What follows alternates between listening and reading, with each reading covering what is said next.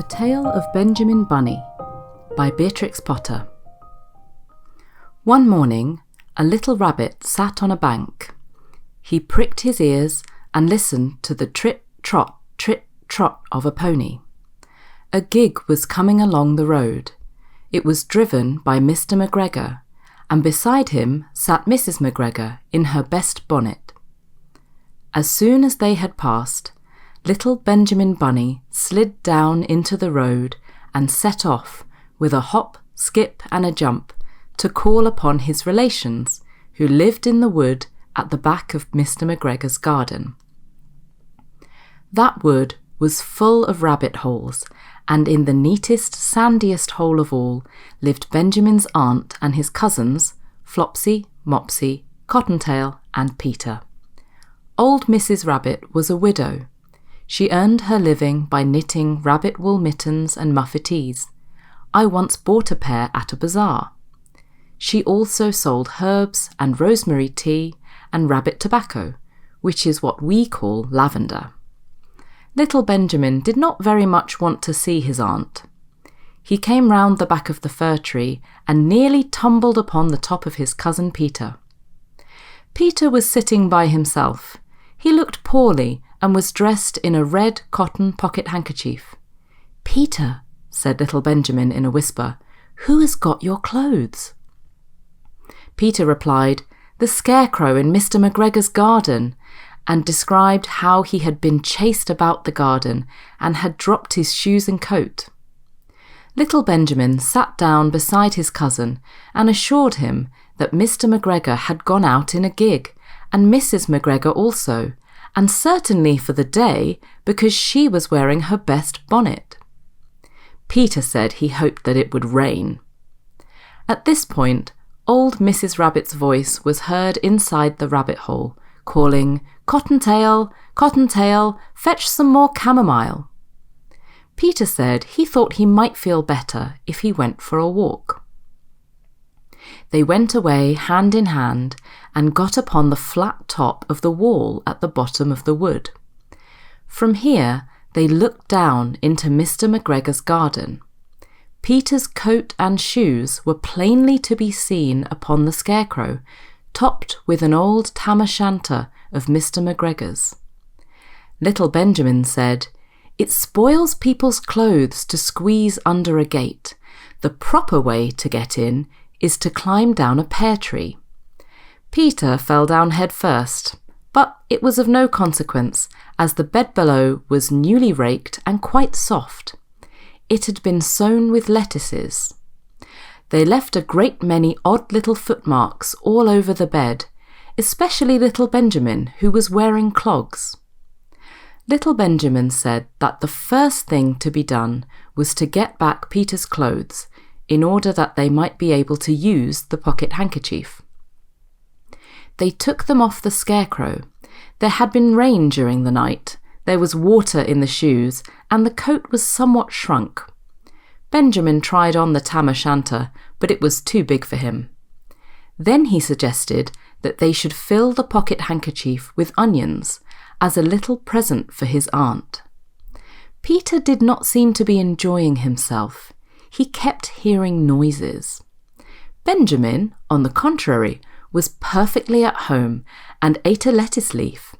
He said that he was in the habit of coming to the garden with his father to get lettuces for their Sunday dinner. The name of little Benjamin's papa was old Mr. Benjamin Bunny. The lettuces certainly were very fine. Peter did not eat anything. He said he should like to go home. Presently he dropped half the onions. Little Benjamin said that it was not possible to get back up the pear tree with a load of vegetables. He led the way boldly towards the other end of the garden. They went along a little walk on planks under a sunny red brick wall. The mice sat on their doorsteps cracking cherry stones. They winked at Peter Rabbit and little Benjamin Bunny. Presently, Peter let the pocket handkerchief go again. They got amongst flower pots and frames and tubs. Peter heard noises worse than ever. His eyes were as big as lollipops. He was a step or two in front of his cousin when he suddenly stopped. This is what those little rabbits saw round that corner. Little Benjamin took one look, and then, in half a minute less than no time, he hid himself and Peter and the onions underneath a large basket. The cat got up and stretched herself, and came and sniffed at the basket. Perhaps she liked the smell of onions.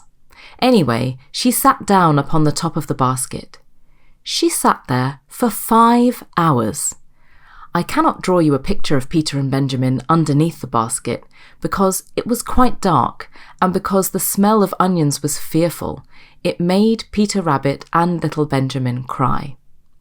The sun got round behind the wood, and it was quite late in the afternoon, but still the cat sat upon the basket.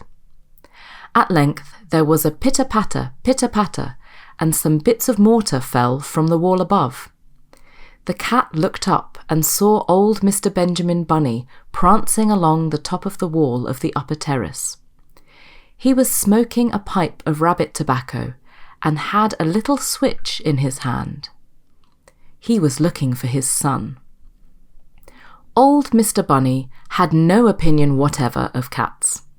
He took a tremendous jump off the top of the wall onto the top of the cat and cuffed it off the basket and kicked it into the greenhouse, scratching off a handful of fur. The cat was too much surprised to scratch back. When old Mr. Bunny had driven the cat into the greenhouse, he locked the door. Then he came back to the basket and took out his son Benjamin by the ears and whipped him with the little switch.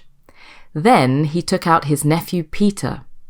Then he took out the handkerchief of onions and marched out of the garden.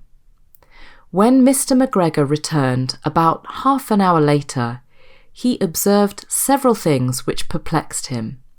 It looked as though some person had been walking all over the garden in a pair of clogs, only the footmarks were too ridiculously little.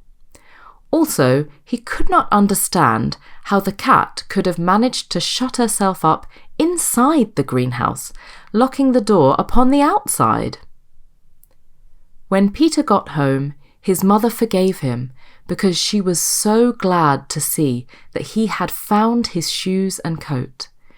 Cottontail and Peter folded up the pocket handkerchief, and old Mrs. Rabbit strung up the onions and hung them from the kitchen ceiling with the bunches of herbs and the rabbit tobacco.